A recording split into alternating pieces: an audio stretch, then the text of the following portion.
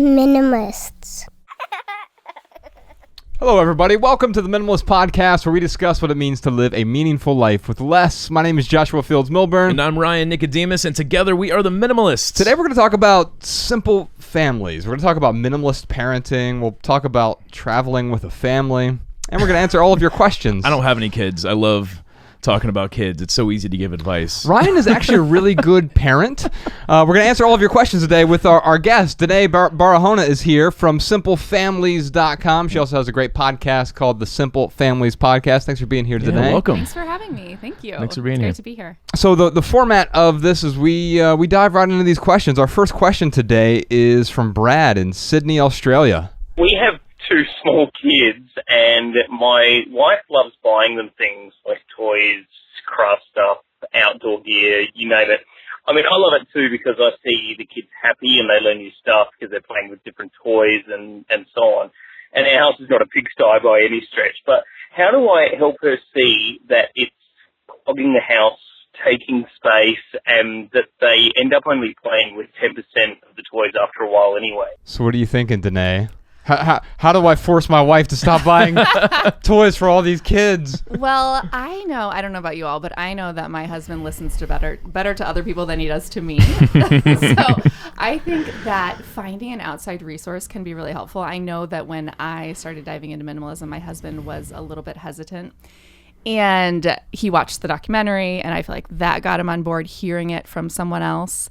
But also understanding that when you, as an individual, are moving in a slightly different direction from your spouse, in some ways it kind of violates this group identity that you have formed. If you have changed your mindset, right? If you both have been operating under this idea that you are buying in similar ways and you're functioning in similar ways, as soon as one person steps back and says, wow, wait a minute, should we do things differently? Sometimes that can come across as a rejection of the other person and of this identity that you have created together as a couple. So I think that it's normal for her to be a little resistant, or for her to not quite understand the direction that you're moving in, because it is different maybe than where you've been in the past, or what you've done as a couple in the past. So I think that giving her time to come around to it, giving her other resources to introduce her to these ideas can be really helpful. When it comes to toys, one of the things that I like to share with families is this idea of front-loading versus back-loading toys. And we all have a tendency to want to see a lot of joy when kids open up toys, right? Like there's that Christmas morning, wanting them to tear into it and light up. And that is something as gift givers that we thrive on. We want to see that, right? We are just as excited about giving the gift as they are about opening the gift. And when that is our focus, seeing that those moments, those fleeting moments of joy in the beginning, that's front loading the joy, right? So there's toys such as a lot of the plastic light up battery operated toys that will make our kids really happy and excited. You know, the toys that they see in the commercials. Right. Those are the toys that are going to get them the most excited because they've seen the advertisements, they've seen the YouTube videos of other kids playing with them. But the reality is those are often the toys that are going to get set aside after 10 minutes, 15 minutes, and they never get touched again. So when we can backload the toys, which is when we're buying toys that are going to last for years, toys that are of good quality, toys that are open-ended that can be used in multiple ways by kids of different ages, that joy on their face when they get like this amazing high quality set of wooden blocks, it's not going to be there right in the beginning when you're giving them that gift, but the gift comes out over time, right? The value shows itself over periods of weeks and months and years. So I think when we can think about it like that, when we're thinking about we are giving our children joy to last a lifetime rather than just a few minutes, it can be sort of a mindset shift, a new way of looking at it. Yeah, and I think we want to be careful. The point isn't like perpetual, constant, manic excitement. Although we like that in the moment when they're opening those presents on Christmas morning, you're so excited for them. It's excitement by proxy. But I can just say yesterday, as a matter of fact, Ella, she was very loud and rambunctious and at some point you're like, okay, this is going to turn into a crash. We all realize like this is not going to end up well when she is manic for hours on end because she gets really tired and I noticed that with with the objects that she brings into her life. There's nothing wrong with owning things, and I think we have to understand that. We don't want to necessarily just impose our own beliefs on a kid, because of course I'm not going to find value in the light up toy or any toy really, but I also realize that they might find, or she might find, value in it. So you talked about with Brad, you talked about two things that really stand out here. One is, hey, it might take some time. Brad, I don't know how old you are, but let's say you're 30 years old. Maybe it took you 30 years to figure out this thing called minimalism, right? And then all of a sudden we want our significant other to figure it out within 30 minutes. Right. And that doesn't work very well. It's you can't drag someone over the finish line because they're just going to be kicking and screaming the whole time. That's not success. That's not winning. And the other thing that you talked about with respect to the kids was, oh crap, I lost my train of thought. That's all right, man. Damn. Well, I really do love the idea. You're talking about how when one partner starts to go a different direction, it's almost like you have to respect that discomfort that the other partner is feeling, and not, like you said, Josh, you can't drag someone. You can't force someone to see the benefits of minimalism. All you can do is ask for support. And, the best way to get support is to give support. So, Brad, if you are supporting your wife in many ways, just ask her for a little bit of support here and there, and don't put too much pressure on her. But I think that's a beautiful point about having to honor that discomfort that's going to come up when you start heading a different direction. That was actually my second point, was about, it might even feel like they're growing apart in the moment, right? Because what you're saying is it almost feels like an attack on this lifestyle you've built together. You had some similar beliefs for a long period of time, but now you've received some new information. And maybe that new information is like, wow, all the things I thought were going to make me happy aren't actually making me happy. All the things I thought were going to bring great joy to my family and to my kids and to my life aren't bringing that same joy. Or maybe even the things that we once got joy from are no longer bringing us joy. The beliefs that I had are no longer my beliefs anymore. But your partner might still have those beliefs, right? Absolutely. Yeah. And actually, in my own partnership, this makes me think of this year for 2019, I gave up alcohol. And for years, my husband and I have been together for more than 15 years. And that's kind of what we did together, right? We went to college together. We drank at bars. Then we got older and we drank bottles of wine at home. And it became part of what we did, part of how we spent our time together. And so this year, I'm 4 months in now, I'm not drinking and he's still drinking. And I think that has really caused us to look at how are we going to spend our time together? How are we going to find a new normal, and what does that look like? And one thing is for sure, that I don't want him to think that I'm viewing him as bad, or I'm rejecting him for continuing to make the choices that I'm no longer making. So it's finding this partnership on slightly different paths, which I think is very possible, but it takes some time to work it out and figure out what it's going to look like. Yeah, you want to withhold as much judgment as possible. Like, you don't want your husband to feel like, well, I don't drink, that means you shouldn't drink. It's more of going back to that whole support role. If you're supporting him, he's going to support you. So when I think about maybe Brad and his wife going down a road of more intentionality and trying to implement some of these principles with their children, they can start really small, right? Like maybe Brad, you could offer like the 1 in, 1 out rule, or the 1 in, 10 out rule, whatever your wife is willing to agree to, but finding these small little things to incorporate.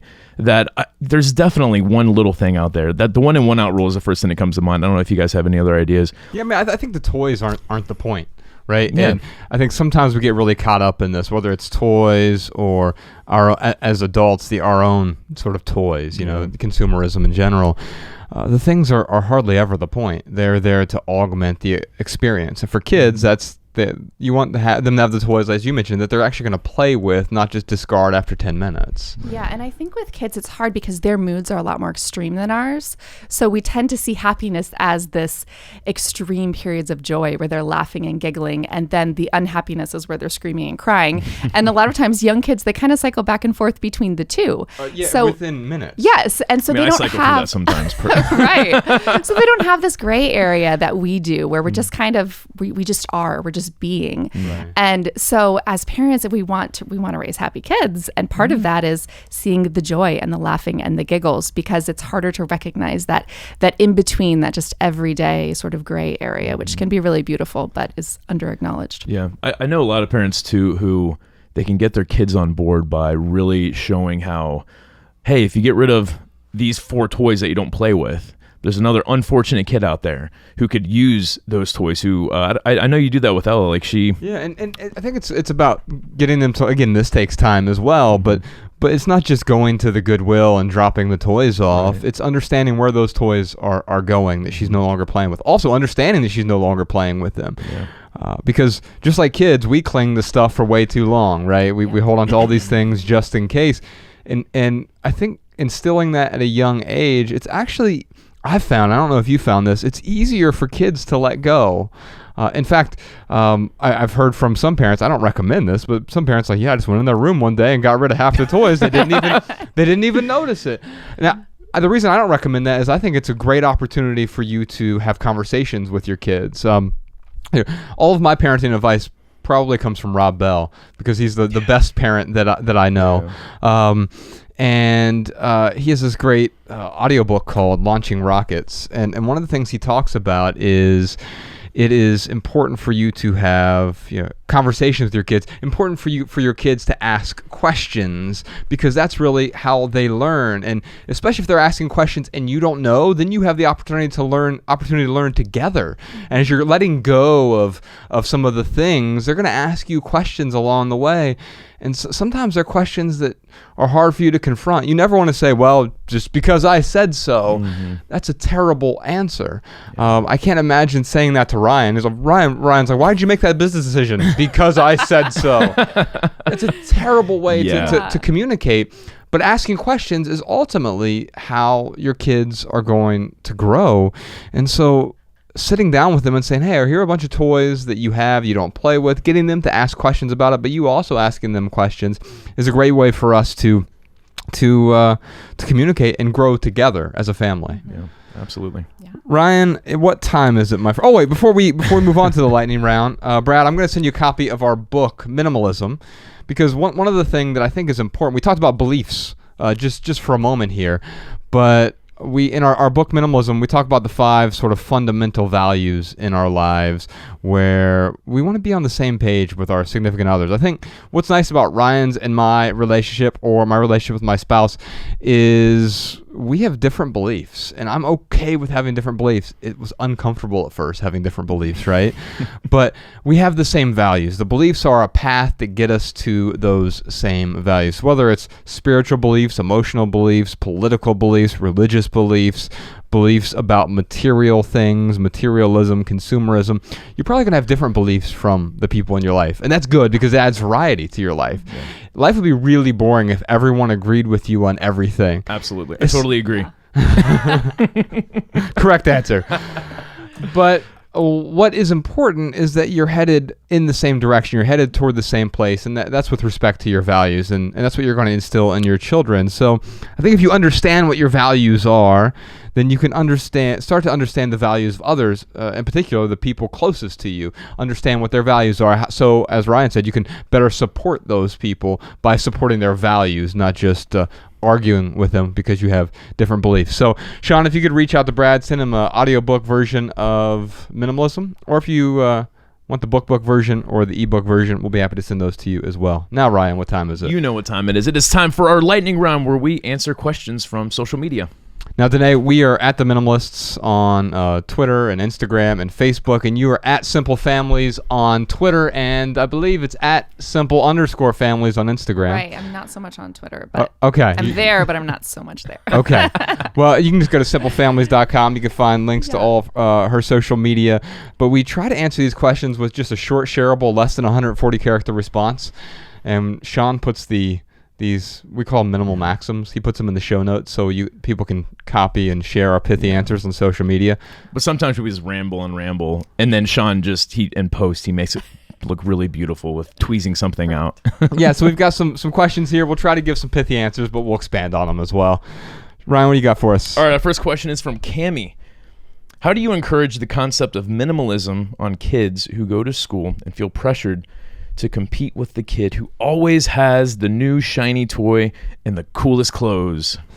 Well, my pithy answer is intentionality as an action is more important than minimalism as a concept. I think quite often we stumble across something like minimalism or a religion or an ideology, and we say, well, that's the goal. That's not the goal. It's the tool, right? Getting rid of the excess stuff or whatever is making room. It's not, the room itself is not the point. Right. It's what you're going to do with the room after that. So what do you think today? I think kids are looking to form an identity, and they are trying to differentiate themselves. So I actually had a conversation a couple of years ago with an older gentleman who had grown children, and he had told me that his kids were involved in sort of unconventional sports. So rather than putting them on the soccer team with like thousands of other kids that play soccer, he had, one of the kids was a sea kayaker, and the other one was an indoor rock climber. And I thought that really made me think. I was like, what if we gave kids a path to seek out something different and to find their individuality in ways other than through their stuff? Because we know that they want to have this identity, and how can we help them establish that through their experiences and through the way that they live their life rather than through the things that they own and the things that they wear, in a less competitive way, almost sort of just setting themselves apart, making themselves unique. And I think one of the things that we do, unfortunately, when we try to set ourselves apart or make ourselves unique with stuff, we end up looking like everyone else who's trying to make themselves unique, right? Yes, absolutely. And then we sort of join the club of, and we have these sort of identity markers. We have the appropriate attire or uniform that says, well, I am unique, just like everybody else that I aspire to live like. But what is really unique is how we spend our time through those actions. And the paradox of that, though, is we don't want to be utterly unique, because that is isolating, right? Yeah. And so if a kid is the most unique kid in the world, which is a crazy superlative, but man, that would be the most lonely experience in the world as well. Yeah, I've never looked at it that way, but yeah, they're looking to shape their identity. So we need to give them, as parents, if you're giving them options, then they're probably going to get more out of that than from what the kids at school are doing. My pithy answer is this: even when you aren't teaching your child, they are learning from your actions. And I have a little aside here. It just says, childhood problems often mirror adulthood problems. We kind of alluded to that earlier in the voicemail question. But, ask yourself, what kind of example am I setting for my kids? Am I always trying to get the latest and greatest clothes? Am I always going out and trying to get the latest and greatest toys?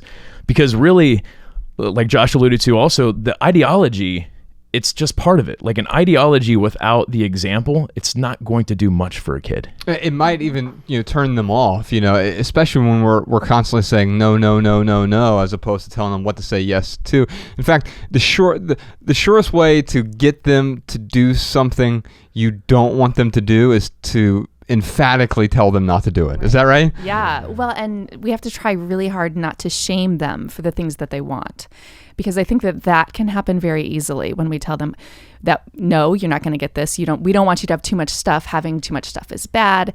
Then when they want too much stuff, they feel bad because they are sort of going against what their parents are telling them and what their parents are the values that the parents are trying to instill in them too. Yeah, absolutely. All right. Our next question is from Bryce.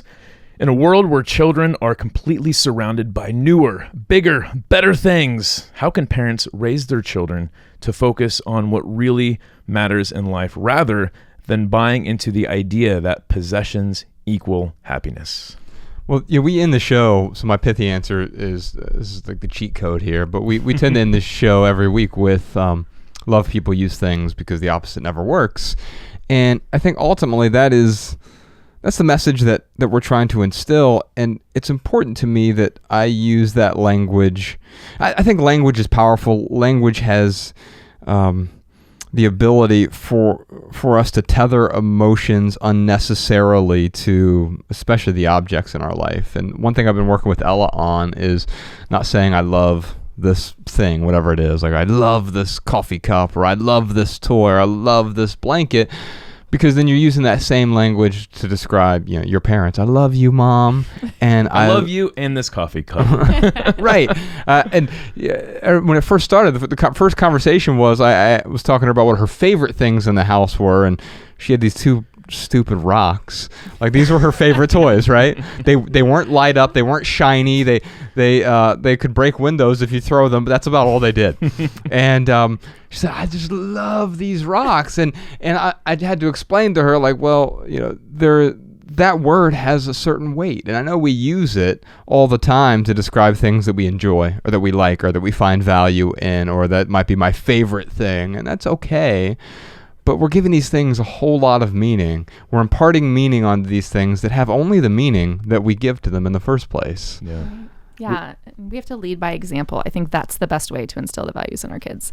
Lead by example and expect deviations from the example, because they're going to go their own way. Sure. And they'll come back. I think most of the time they'll come back. I mean, kids, they got to try different ways and learn lessons the hard way sometimes. And as long as we're not shaming them and we're setting good examples, it should turn out. They should turn out all right.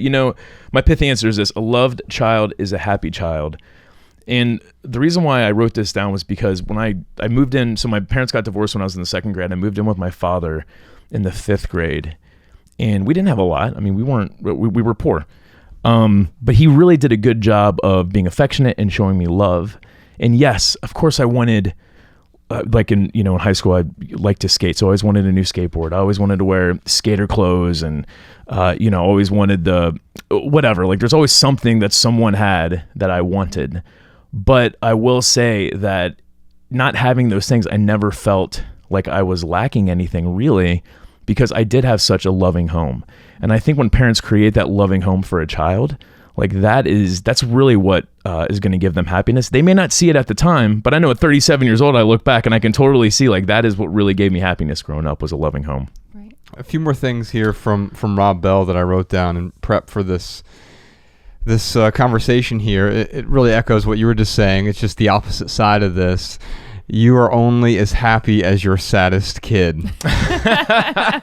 So if you have multiple kids, which Denaye, you have a couple kids, and there are times where one of them is probably acting up, and you, in that moment, you're as happy as your saddest kid. Right. It does echo, and it doesn't have to, and we can employ mindfulness, and we can find ways, especially as parents, we need to find ways above that. But the other thing that he said here is it is a parent's job to not exacerbate your kids. This is actually one that I struggle with. I find that I get weird sort of sadistic joy from irritating Ella.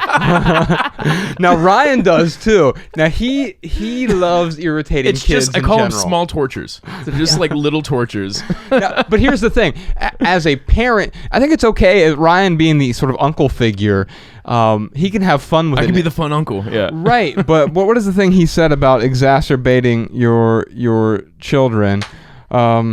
Who can your kid turn to if the person they trust most is irritating them? And man, that really resonated with me, because it makes me feel bad now. Well, here's the thing: you're not the person that Ella trusts most, right? That's true. And so she can turn to her mom, or she can turn to me. Mm-hmm. In those moments and say, Ryan is telling me not to have fun. This is Ryan's his whole bit is stop having fun. He forces the kid to stop. You're not allowed to have fun. Yeah, I don't force him, but she'll be playing. I'm like, hey, no fun, no fun. And at first it was the look on her face was like, is he serious? Now she calls me the fun police. I'm the fun police in our house too. We'll talk about that. So there is a dynamic between parents, right? Where one of you, and I think it switches from time to time, but one of you has to be, good cop, bad cop, or fun police and fun parent. Talk a little bit about that. Yeah, in my house, I definitely am. But I'm home more. I work from home, and my husband works longer hours. So I spend more time with the kids. And by default, that means I am more responsible for the day in and day out. They get dressed, brush your teeth, eat lunch, that sort of thing. So I think with that, when you're responsible for more of those day in and day out, you do kind of become the fun police, which means you have to disrupt the fun in order to make the less fun things happen. But I try to be strategic about it. And one of the things that I always tell my audience members is that we can actually really try to pattern our days so that our kids understand that fun stuff comes after less fun stuff, right? So my kids love to take a bath, but they hate to brush their teeth. So what comes first? First you brush your teeth and then you get your bath.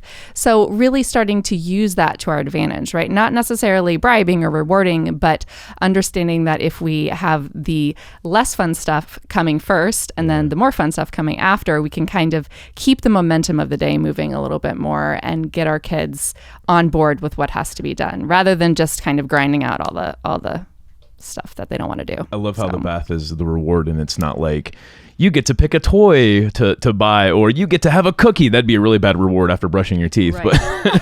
But yeah, it's important to choose these things that are fun for the kids, but not necessarily. You can pick the wrong reward, is what I'm really trying to say, and we got to be careful not to do that. And what you're teaching them there is about delayed gratification, and you're teaching them that there are small rewards, throughout the day. It's not always this gigantic under the Christmas tree, have to unwrap this, because that's just a poor expectation, right? Where if there's always a reward, I'm bribing you. Right. That's man, that sets a bad precedent. Yeah, and a lot of the rewards aren't really rewards per se. I think about the other day, my daughter I asked her to go to the potty, and if you ask a 2-year-old to go to the potty, you're always going to get a no. Always going to get a no. And no matter if they have to go so much, you're going to get a no. So I asked her, we were getting ready to go, and I said, first you have to go potty, and then we're going to get in the car and go. And she said no, and she wouldn't go. And then she walked up to me with her doll, and she said, can you help me put this dress on the doll? And I said, sure, I can help you. First you go potty, and then I'll help you.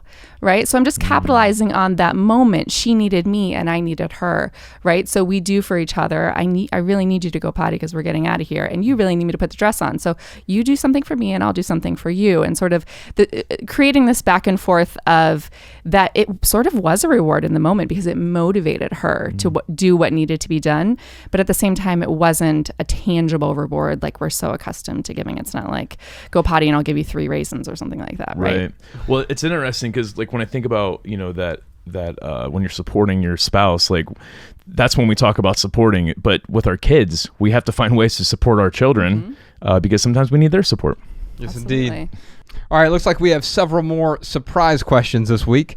How can my parents and I cohabitate peacefully when our values and beliefs are diametrically opposed? It's like their parents are a villain in this. We'll talk about that. Don't live with villains. I mean, whether they're your parents or not, you shouldn't be living with villains. We're going to get to that. How can I be a minimalist when the people I live with don't value my lifestyle? How do you manage kids' toys and clothes when you have too many, and it's really hard for the kids to give those toys away?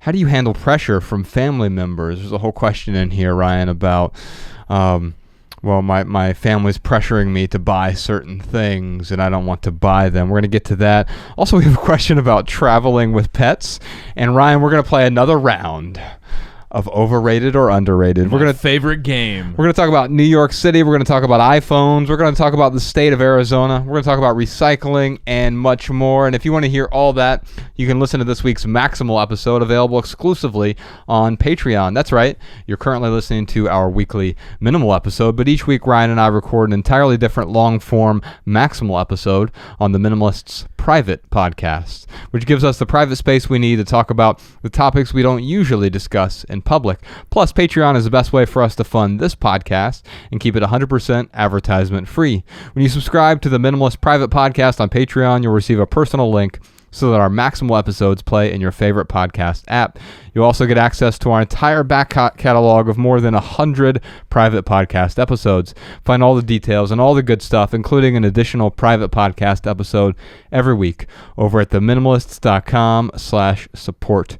Ryan, what else you got for us this week? Man, I just want to encourage people to read more and get informed, because it is, we're coming up on election season. We've all got opinions, a lot of memes floating around. And if we're just looking at memes for our information, if we're just reading headlines, we're really doing ourselves a disservice. We're missing all the nuance. Absolutely. And then also I've got some voicemail comments and tips from our listeners. Check them out. Hi guys, this is Caroline calling in from Gaithersburg, Maryland. Here are a few tips for all the folks who are trying to be minimal in their makeup consumption and usage. For example, I have a dark brown shade of eyeshadow that I use as eyeshadow, eyeliner, and an eyebrow filler. It doesn't smudge, it's long-lasting, and no one notices that my eye or brow liners are actually eyeshadow. You can also use lipstick for your lips and cheeks. I smudge a small line across my cheeks and rub it in for blush. As for my skincare routine, I have been struggling with acne for over 10 years. After spending literally thousands of dollars on four-step face wash products, I decided enough was enough. I went to my kitchen for some face care solutions. I now wash my face with a warm water and sea salt solution, which has cleared my acne up tremendously. I also use a honey or aloe vera plant mask for 15 minutes every week to hydrate my skin. Just to make sure, this is aloe vera directly from a plant, not the gel you use when you have sunburn, totally different, and the latter is filled with lots of toxins and chemicals depending on where you get it, so please don't put that on your face. Lastly, when I do break out, I put 1 drop of tea tree essential oils onto a wet reusable cotton ball and rub it on the acne spot.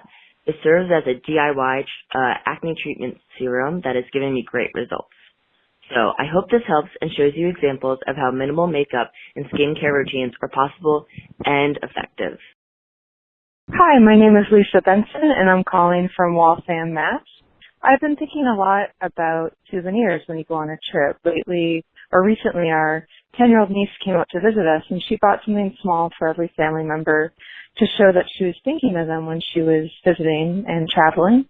But I'm thinking of a different way that you could show that to a friend or family member without having to buy them something, which is they give you something small to take with you. Maybe it's a drawing or a treasured object or whatever, and you take a picture of that object at some landmark or special place or moment, and you share that photo with them, so it's like a piece of them was with you on the trip. All right, y'all. Thanks again to Denaye for joining us today. Make sure you check out her website, simplefamilies.com. Also, her podcast is available wherever you listen to podcasts. It's the Simple Families Podcast. And real quick, for right here, right now, here's one thing that's going on in the life of the Minimalists. This is going to be a fun one, Ryan.